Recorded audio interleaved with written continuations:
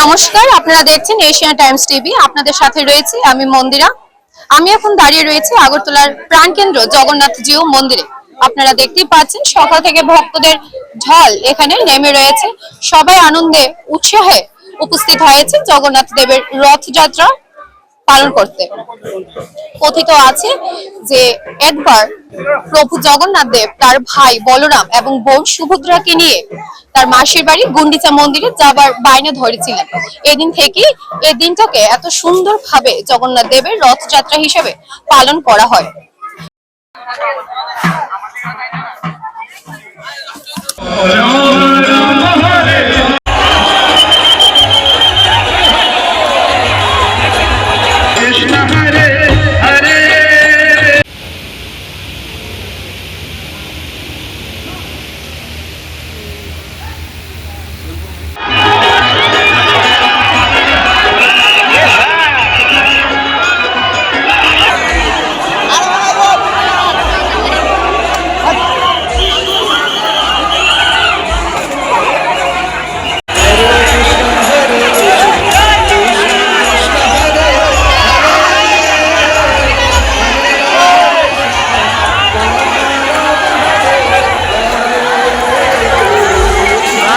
এখন আমরা জেনে নেব জগন্নাথ বাড়ির মহারাজ ভক্তি কমল বৈষ্ণব মহারাজের কাছ থেকে।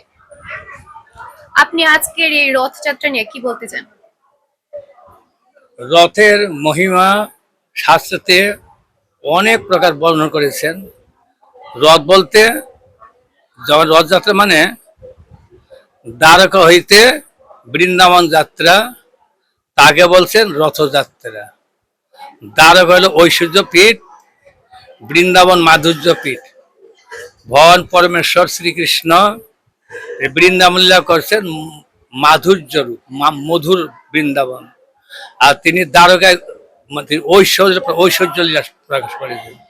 এর ভারতবর্ষে ভগবানের ঐশ্বর্য লীলা প্রকাশ করেছেন দক্ষিণ ভারতের যত বড় বড় মন্দির, পৃথিবীতে যত মন্দির সবচেয়ে বড় বড় মন্দির দক্ষিণ ভারত। তিরুপতি বালাজি 1 কোটি টাকা 2 কোটি টাকা প্রণয় করে প্রত্যেকদিন। অত সহস্র ভক্তগণ তারা ওইখানে সেবা করেন। হ্যাঁ, 2 কোটি টাকা 3 কোটি টাকা রোজ প্রণাম করে। কত সংখ্যক ভক্ত যেতে পারে, কতটা ভগবানের অভিনিবেশ, আবেগ, ঈশ্বর বিশ্বাস। যাই হোক, সে ভগবানকে স্বয়ং ভগবান শ্রীকৃষ্ণ, তিনি বিষ্ণু, তিনি নারায়ণ, তিনি বৈকুণ্ঠনাথ, তিনি বৈকুণ্ঠ গোলকপতি, তিনি গোলকেশ্বর, তিনি জগন্নাথ, জগৎ ঈশ্বর ভগবান। তিনি লীলার মাধ্যমে এই প্রকার জগন্নাথ প্রকাশিত হয়েছে। ভগবানের সেই নিত্য সিদ্ধ পার্ষদ নিজজন পরিকর হলো ইন্দ্রদূত মহারাজ।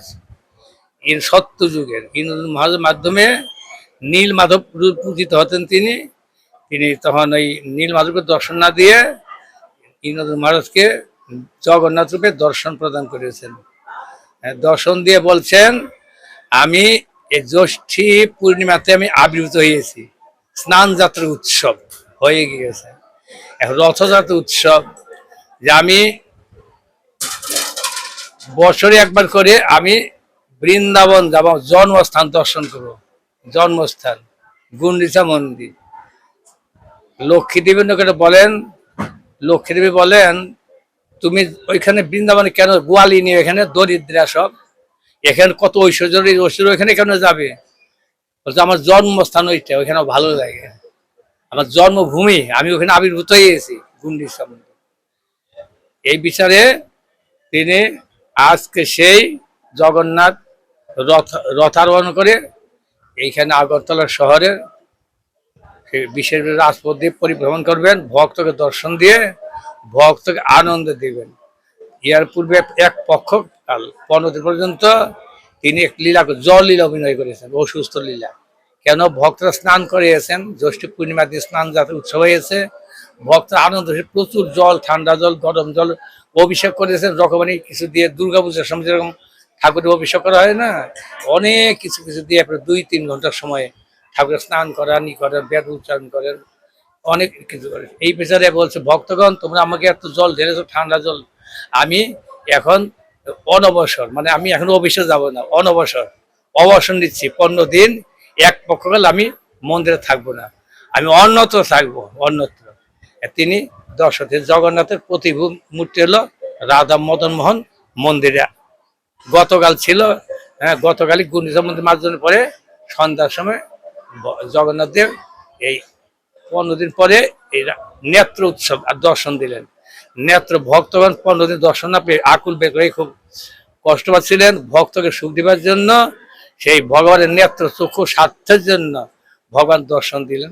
আর মন্দিরে আছে 4টার সময় মন্দির থেকে জগন্নাথ রথে করে বেরিয়ে সমস্ত ভক্তগণকে সব দর্শন দিয়ে সকলের মন সুশীতল করবেন, সকলকে আনন্দ দিবেন, রাজ্যবাসীর কল্যাণের জন্য, জীব জগতের কল্যাণের জন্য ভগবানের এই লীলা। জগন্নাথ বাড়িতে এই যে 7 দিন অনুষ্ঠান কি কি মানে আয়োজন রয়েছে? এখানে অনেক সাংস্কৃতিক অনুষ্ঠান তো অনেক আছেই বলে।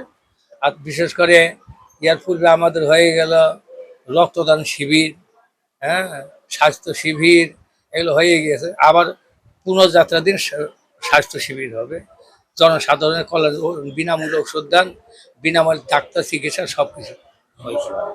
একবার হলো তাতে সেই আমাদের মেয়র সাহেব আসছিলেন, রত্নাদত্ত মহোদয় আসলেন, আর বেশি বেশি অতিথিগণ এসেছিলেন। এখানে বড় সুন্দর একটা অনুষ্ঠান হয়ে গেছে, সামাজিক অনুষ্ঠান। এখন পারমার্থিক অনুষ্ঠান জগন্নাথের রথযাত্রা। এই রথযাত্রা দর্শন করে জগন্নাথের রশি আকর্ষণের দ্বারা কি হয়, পূর্ণ স্বীকৃতি ভক্তি লাভ হয়, মনে শান্তি আসে, মনে তৃপ্তি, মানসিক তৃপ্তি লাভ হয়। এই জন্য ভক্তগণ আবেশে জগন্নাথের রশি আকর্ষণ করে। আবেশে সামনে কি আছে, গর্ত আছে, কি আছে কিছু বলছে, আবেগ। আমাদের চৈতন্য মহাপুর পুরীতে জগন্নাথের গরুর পৃষ্ঠে দাঁড়িয়ে আবেশে এই প্রকার জগন্নাথ দর্শন করছেন। একটা মহিলা, বৃদ্ধ মহিলা ওই দেশেরই, যে মহাপুর কান্দে উঠে গেছে, উঠে জগন্নাথ দর্শন করছে। সন্ন্যাসী তো মহাপ্রভু, তখন ভয় এই সন্ন্যাসী মহাপ্রভু কান্দে, কিন্তু আবেগে সে আর সেই জগন্নাথ দর্শন করবেন। কোথায় কে সন্ন্যাসী, কে ব্রহ্মচারী, কে ভগবান অভগবান, আবেগে দর্শন করছেন। এবার আবেগ জগন্নাথ দর্শন করছেন। জগন্নাথ কলিযুগের জাগ্রত দেবতা, জগন্নাথ নিকটে যেটা প্রার্থনা করে তার মনোবাঞ্ছিত ফল পূর্ণ হয়, ভগবান সব কিছু পূর্ণ করে।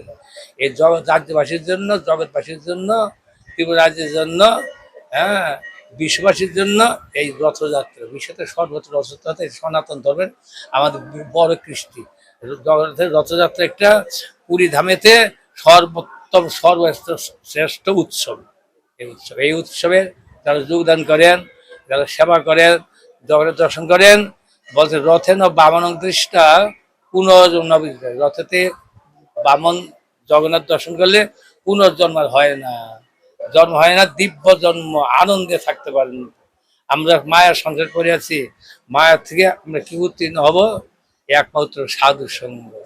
সাধুর সঙ্গ বিনা বিবেক নয়, সাধুর সঙ্গ ভক্ত অবস্থান করে সৎ চিন্তা, সৎ ভাবনা, সৎ উদ্দেশ্য, মহৎ উদ্দেশ্য নিয়ে আমরা জীবন নির্বাহ করবো। আমাদের ধর্ম রক্ষা করো, আমরা জীবনে পরম শান্তি প্রাপ্ত ভগবান কৃপা লাভ করে